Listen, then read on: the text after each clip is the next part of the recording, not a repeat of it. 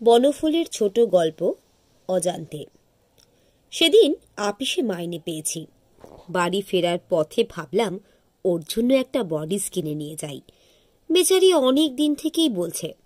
এ দোকান সে দোকান খুঁজে জামা কিনতে প্রায় সন্ধে হয়ে গেল। জামাটি কিনে বেরোচ্ছি, বৃষ্টিও আরম্ভ হলো। কি করি, দাঁড়াতে হলো।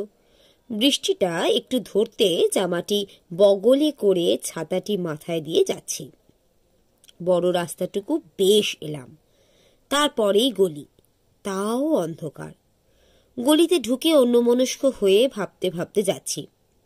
অনেকদিন পর নতুন জামা পেয়ে ওর মনে কি আনন্দই না হবে। আজ আমি এমন সময় হঠাৎ একটা লোক ঘাড়ে এসে পড়ল। সেও পড়ে গেল, আমিও পড়ে গেলাম। জামাটি কাদায় মাখামাখি হয়ে গেল। আমি উঠে দেখি লোকটা তখনও ওঠেনি, উঠবার উপক্রম করছে। রাগে আমার সর্বাঙ্গ জ্বলে গেল। মারলাম, রাস্তায় দেখে চলতে পারো না?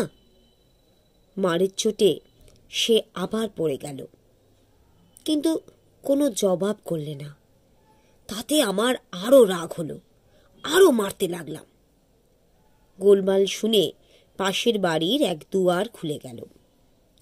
লণ্ঠন হাতে এক ভদ্রলোক বেরিয়ে এসে জিজ্ঞাসা করলেন, ব্যাপার কি মশাই?